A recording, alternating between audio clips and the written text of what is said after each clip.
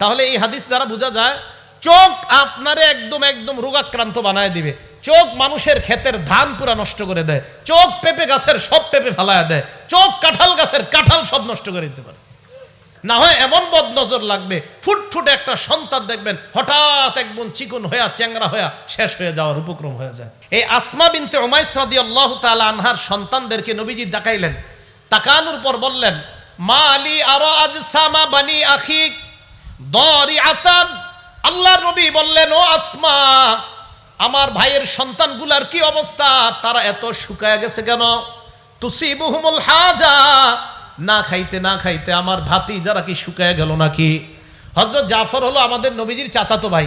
সেই হিসাবে নবীজি বললেন, আসমা, আমার এই চাচাতো ভাইয়ের ছেলেগুলার এই অবস্থা কা? তারা কি না খাইতে না খাইতে শুকায় গেছে নাকি? এমন অবস্থা কা? দেখেন, মন দিয়ে শোনেন। নবীজি বললেন, এদের শরীর বাড়ে না কেন? এমন চিকনা কেন? শুকায় গেছে কেন?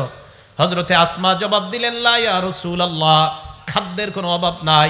ওয়ালাকিনিল আইন তুসরিউ ইলাইহিম ইয়া রাসূলুল্লাহ, কিন্তু হুজুর আমার সন্তানগুলোর উপর মানুষের বদনজর লাগে। কি লাগে? হুজুর মানুষ খুব দ্রুত আমার সন্তানগুলোকে বদনজর দেয়। আল্লাহর নবী কয়, ইরকিহিম, তাদেরকে ঝাড়ফুঁক করবা। তাহলে এই হাদিস দ্বারা বোঝা যায় চোখ আপনারে একদম একদম রোগাক্রান্ত বানায় দিবে। চোখ মানুষের ক্ষেতের ধান পুরা নষ্ট করে দেয়। চোখ পেঁপে গাছের সব পেঁপে ফালায় দেয়। চোখ কাঁঠাল গাছের কাঁঠাল সব নষ্ট করে দিতে পারে। তো রাসূল আকরাম সাল্লাল্লাহু আলাইহি সাল্লাম বললেন, আসমা, তোমার সন্তানদের কি হয়েছে? কয়, হুজুর এদেরকে চোখ বদ নজর এদের উপর খুব বেশি লেগে যায়। নবী কয়, ঝাড়ফুঁক করো। 4 নাম্বার কথা, ইবনে মাজা কিতাবের নাম, হাদিস নাম্বার 3509, 3509। হ্যাঁ, এটা মন দিয়ে শোনেন। মাদ্রাসার হুজুর যারা আছে তাদেরকে বলবো, এলাকাবাসী যারা আছেন তাদেরকে বলবো, মাদ্রাসার ছাত্র যারা আছেন তাদেরকে বলবো, এলাকাবাসীও শোনেন। আপনারা মাঝে মাঝে সন্তান গোসল করায়া বারান্দায় দাঁড় করায়া দেন, রৌদ্রের মধ্যে দাঁড় করায় দেন। সন্তান ডারে উঠানের মধ্যে ছেড়ে দেন, তার শরীরের দিকে অন্য মানুষ তাকায়। এরা ভালো করে শোনেন, সন্তানের শরীর যারা অন্যের সামনে খোলা রাখেন, অথবা আপনারা বয়স্ক যারা, আমরা বয়স্ক যারা, আমরাও যারা পুকুরের মধ্যে সবার সামনে গোসল করি, খুব সতর্ক হয়ে গোসল করা দরকার। শরীরে গামছা রাখা দরকার। কেন দরকার? হাদিসটা শোনেন। ইবনে মাজা 3509 নাম্বার হাদিস। নবীজি সাল্লাল্লাহু আলাইহি সাল্লামের জামানায় এক আশ্চর্য ঘটনা ঘটছে। কি ঘটছে? আমির ইবনে রবিআ, বলেন তো নামটা কি? আরেকটা নাম মনে রাখবেন, সাহাল ইবনে হুনাইফ। কি নাম? সাহাল ইবনে হুনাইফ। তো এই সাহাল ইবনে হুনাইফ গোসল করতেছে। মাররা আমির ইবনে রবিআ বিসাহাল ইবনে হুনাইফ রাদিয়াল্লাহু তাআলা আনহুমা। আমির ইবনে রবিআ সাহাল ইবনে হুনাইফের পাশ দিয়ে অতিক্রম করলেন। অতিক্রম করার সময় ওয়াহুয়া ইয়াগতাসিলু, সাহাল ইবনে হুনাইফ গোসল করতেছিলেন। সাহাল ইবনে হুনাইফ দেখতে বড় সুন্দর। সাহাল ইবনে হুনাইফকে দেখার পর আমির ইবনে রবিআর বক্তব্যটা ছিল এমন, লাম আরা কাল্যাউম ওয়ালা জিলদা মুখাব্বাআতান। সাহাল ইবনে হুনাইফকে গোসলরত অবস্থায় এত সুন্দর আমি দেখলাম, এমন সুন্দর শরীর কোন পর্দার আড়ালের নারী কেউ দেখি না। কি বলল? আমির ইবনে রবিআ বলল, সাহাল ইবনে হুনাইফ এত সুন্দর ছেলেটা, এত সুন্দর তার শরীর, পর্দার আড়ালের কোন নারীও মনে হয় এত সুন্দর না। আমির ইবনে রবিআ বলল, ফামা লাবিসা আন লুবিতা সাহাল ইবনে হুনাইফ, বেশিক্ষণ হয় নাই সাহাল ইবনে হুনাইফ বেহুশ হয়ে গেছে। তাড়াতাড়ি আল্লাহ নবীর কাছে নিয়ে যাওয়া হয়। আল্লাহ নবী কি বললেন, ইয়া রাসূলুল্লাহ, তাড়াতাড়ি আপনি কিছু একটা করেন। নবীজি কয়, কি হইছে? মান তাত্তাহিমুনা বি, তোমাদের কাদেরকে সন্দেহ হয়? কাকে সন্দেহ হয়? সাহালের উপর কারো বদনজর লাগছে বলে কি তোমাদের সন্দেহ হয়? কয়, জি হুজুর। কয়, কাকে? কয়, আমির ইবনে রবিআকে আমাদের সন্দেহ হয়। নবীজি কয়, ডাই কেন? আমির ইবনে রবিআকে আল্লাহ নবী ডাকছেন। ডাকার পর আমারহু আইয়া তাওয়াদ্দা, আল্লাহ নবী তাকে ওযু করতে বললেন। ওযু করার পর ইয়াগসিলু ওয়াজহা, চেহারা দৌত করাইলেন, হাত দৌত করাইলেন, পা দৌত করাইলেন। ওয়া দাখিলাতা ইজারিহি, এবং ভিতরের গুপ্ত অঙ্গ এটাও ধৌত করাইলেন। কাপড়ের ভিতরের গুপ্ত অঙ্গটাও ধৌত করাইলেন। সুম্মা আমারহু আইয়া সুব্বা আলাই, এরপর নবীজি বললেন অতিরিক্ত, কেউ কেউ বলেন যেই পানিটা ছিল সেটা, আবার কেউ কেউ বলেন না যেটা দুইছে ওই পানিটাই। আইয়া সুব্বা আলাই, যার উপরে বদনজর লাগছে তার উপর ছিটায় দাও। যার উপর বদনজর লাগছে তার উপর ছিটায় দাও। এখন কথা হলো, এই হাদিস দ্বারা কি বোঝা যায়? নবীজি সাল্লাল্লাহু আলাইহি সাল্লাম বলেন, শোনো তোমরা কি করো না করো মাঝে মাঝে তোমরা, দেখেন আলামা ইয়াকতুলু আহাদুকুম, এই শব্দটা সারা জীবন মনে রাখবেন।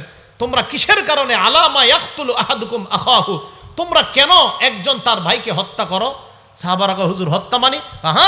এই হিংসুক চোখ, কিছু চোখ আছে এমন যেই চোখ তার ভাইকে হত্যা করে দেয়, যেই চোখ বদনজর পড়ার কারণে এমন অবস্থা হয় যে তার ভাইকে শেষ করে দেয়।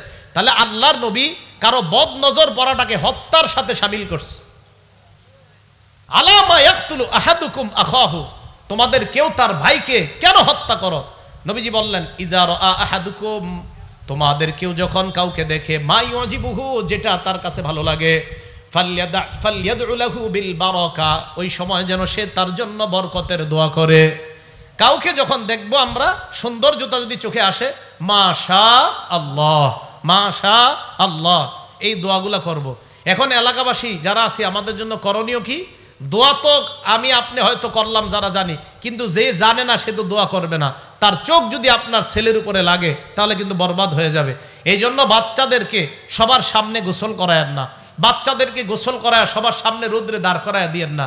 গেঞ্জি সহ, শরীরে একটা কাপড় সহ বাচ্চাকে অন্যের সামনে দেন, না হয় এমন বদনজর লাগবে, ফুটফুটে একটা সন্তান দেখবেন হঠাৎ একদম চিকন হইয়া চ্যাংরা হইয়া শেষ হয়ে যাওয়ার উপক্রম হয়ে যায়। এগুলো বদনজরের কারণে হয়। মাদ্রাসার তালেব ইলম যারা আছেন, ছাত্র ভাইয়েরা, যদিও আমরা অনেকের মাঝে গোসল করতে হয়, আলহামদুলিল্লাহ মাদ্রাসার ছাত্রদের মধ্যে তো বদনজর নাই, সারাক্ষণ কোরআন হাদিস পড়ে। এরপরেও মাদ্রাসার ছাত্র ভাইয়েরা সতর্ক থাকা, গামছা অন্তত রাখা শরীরের মধ্যে, সবার সামনে গোসল করলেও গামছা রাখা। ভাই, সবার সামনে গোসল না করা যদিও আমাদের করতে হয় ছাত্রদের, আমরা একটা গামছা অন্তত শরীরে রাখা, অর্থাৎ বেশি সময় যেন আমার শরীরটা অন্য ছাত্র ভাই না দেখে, অথবা উস্তাদ না দেখে, অথবা অন্য কেউ না দেখে, এই বিষয়টার প্রতি খেয়াল রাখা। মনে থাকবে তো সবার কথাগুলো ইনশাআল্লাহ?